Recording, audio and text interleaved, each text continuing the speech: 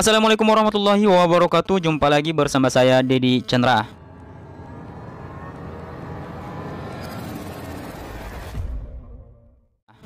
Oke teman-teman, seperti biasa di video kali ini saya akan nge-share lagi tentang PPG. Kali ini saya akan nge-share kisi-kisi UP UKM PPG untuk jurusan pendidikan IPA. Jadi teman-teman yang mengambil jurusan pendidikan IPA untuk PPG-nya silakan untuk mempelajari kisi-kisi ini. Namun sebelum kita pada kisi-kisinya, seperti biasa saya mengajak teman-teman semua untuk selalu memberikan supportnya di channel ini dengan cara klik tombol subscribe dan juga jangan lupa share ke media sosial yang kalian punya dan juga teman-teman kalian agar saya lebih semangat lagi untuk membuat konten seperti ini. Oke, tanpa berlama-lama lagi langsung saja kita pada kisi-kisinya. Ini dia. Yang pertama disajikan tujuan atau kompetensi dasar pembelajaran IPA. Peserta didik dapat menentukan pengetahuan yang relevan dengan tujuan atau kompetensi dasar tersebut. Yang kedua diberikan kompetensi dasar IPA, peserta dapat merumuskan indikator pencapaian kompetensi pada aspek pemahaman atau aplikasi atau penalaran atau berpikir tingkat tinggi atau keterampilan. Yang ketiga disajikan narasi, potensi dan sarana yang dimiliki sekolah dan karakteristik materi ajar, peserta dapat menjelaskan model pembelajaran dan asesmen yang sesuai. Yang keempat, peserta dapat menganalisis kesesuaian materi ajar berupa objek kajian IPA dengan tingkat perkembangan siswa SMP. Yang kelima, disajikan kompetensi dasar pembelajaran IPA. Peserta dapat menganalisis jenis dan atau isi media yang tepat digunakan untuk membantu peserta didik menguasai kompetensi dasar tersebut. Yang keenam, disajikan narasi tentang tujuan pembelajaran IPA. Peserta dapat menjelaskan strategi pembelajaran yang paling tepat untuk mencapai tujuan pembelajaran tersebut. Yang ketujuh, peserta dapat menerapkan contoh kreatif sajian materi ajar IPA menggunakan media yang tepat. Yang kedelapan, disajikan kasus merencanakan pembelajaran pada suatu kompetensi dasar IPA. Peserta dapat menentukan kegiatan apersepsi yang sesuai. Yang kesembilan, diberikan kasus membelajarkan IPA dengan model tertentu. Peserta dapat menentukan kegiatan yang sesuai pada salah satu tahap tertentu. Yang kesepuluh, disajikan langkah atau tahapan pembelajaran IPA. Peserta dapat menentukan prosedur yang tepat untuk melaksanakan pembelajaran sesuai dengan pendekatan tertentu yang digunakan oleh guru. Yang ke-11, disajikan narasi hasil identifikasi potensi diri peserta didik. Peserta dapat menentukan strategi, pendekatan, media atau penilaian memfasilitasi pengembangan potensi peserta didik menjadi pembelajar mandiri atau self-regulated learner di dalam kelas, laboratorium, dan luar ruang. Yang ke-12, disajikan soal tentang materi pembelajaran IPA. Peserta dapat menentukan ranah taksonomi belum revisi yang akan diukur oleh soal tersebut. Yang ke-13, disajikan rumusan kompetensi dasar mata pelajaran IPA. Peserta dapat menentukan jenis penilaian, indikator penilaian, atau teknik evaluasi yang tepat untuk rumusan tersebut. Yang ke-14, peserta dapat menentukan rumusan item atau task yang tepat untuk penilaian otentik terhadap proses atau hasil belajar pada ranah sikap atau pengetahuan atau keterampilan yang sesuai dengan rumusan indikator kompetensi.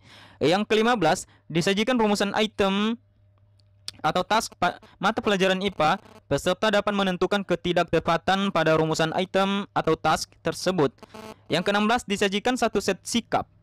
KD3 dan KD4, peserta dapat menentukan alternatif penetapan pelaksanaan penilaian yang tepat. Yang ke-17, disajikan data hasil evaluasi pembelajaran IPA.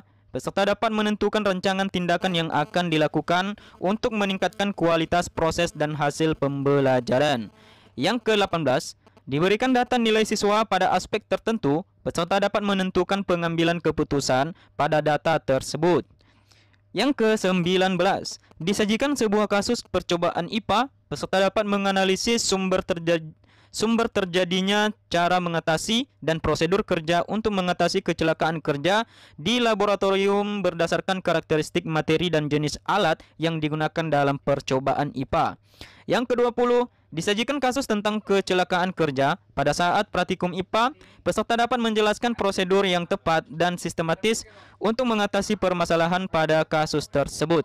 Yang ke-21, disajikan indikator pencapaian kompetensi. Peserta dapat menentukan materi ajar dalam lingkup IPA SMP.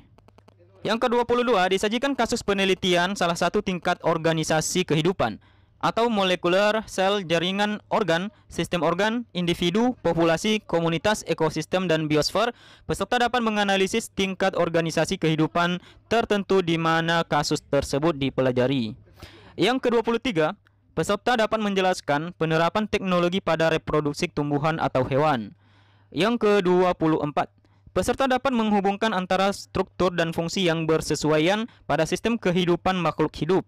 Yang ke-25, disajikan gambar dan narasi tentang bekerjanya gaya atau tekanan pada bagian tumbuhan atau organ makhluk hidup. Peserta dapat menerapkan prinsip gerak pada kasus tersebut. Ke-26, disajikan gambar selisih keturunan atau pedigree. Peserta dapat menyarankan pemulihan keturunan. Yang ke-27, peserta dapat menjelaskan penerapan konsep induksi elektromagnetik atau medan magnet pada navigasi hewan saat migrasi atau kehidupan sehari-hari. Yang ke-28, disajikan gambar rangkaian listrik. Peserta dapat menganalisis besaran pada rangkaian itu. Ke-29, peserta dapat menjelaskan pengaruh atau dampak kesehatan akibat penggunaan zat aditif atau adiktif. Yang ke-30, peserta dapat menentukan fungsi dari struktur bagian-bagian sel yang bersifat protoplasmik dan atau non-protoplasmik. Yang ke-31, disajikan narasi tentang keluhan penyakit pada sistem organ manusia. Peserta dapat memilih upaya untuk menjaga kesehatan dari penyakit tersebut. Yang ke-32, peserta dapat menganalisis peran mikroorganisme dalam menjaga kesuburan tanah berdasarkan sifat fisika dan atau kimianya. Yang ke-33, peserta dapat menjelaskan penerapan konsep bioteknologi dalam kehidupan sehari-hari. Yang ke-34, peserta dapat menjelaskan tentang penerapan konsep tekanan fluida pada proses biologis makhluk hidup atau dalam kehidupan sehari-hari. Yang ke-35, peserta dapat menjelaskan langkah-langkah mitigasi yang diperlukan untuk mengurangi resiko bencana alam. Yang ke-36, disajikan data atau narasi tentang sistem tata surya dan pergerakannya. Peserta dapat menganalisis pengaruh dari pergerakan tertentu terhadap proses kehidupan di muka bumi. Yang ke-37, disajikan gambar atau data besaran pada persendian tertentu yang bekerja. Peserta dapat menentukan keuntungan mekanik atau besaran lain yang relevan. Yang ke-38, peserta dapat menganalisis data proses di alam berdasarkan hukum kekekalan energi. Yang ke-39, disajikan data tentang morfologi, cara memperoleh nutrisi, reproduksi makhluk hidup. Peserta dapat menentukan tingkatan takson tertentu dari makhluk hidup yang sesuai dengan data. Yang ke-40, disajikan narasi dan data tentang dampak yang terjadi akibat pemanasan global dan perubahan iklim. Peserta dapat menganalisis faktor penyebab dan dampak khusus yang terkait langsung dengan data atau narasi tersebut.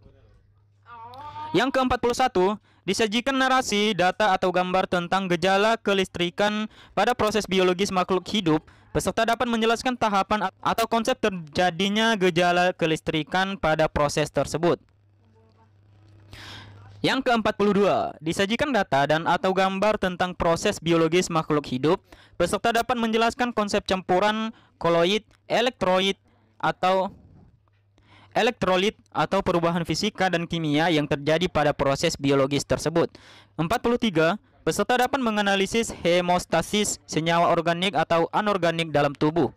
Yang ke-44, disajikan data atau narasi tentang pemanfaatan energi dalam proses biologis makhluk hidup tertentu.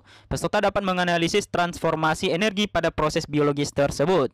45, disajikan gambar atau grafik atau data interaksi antara makhluk hidup dengan lingkungannya. Peserta dapat merumuskan masalah atau hipotesis atau kesimpulan atau memperkirakan hasil interaksi tersebut.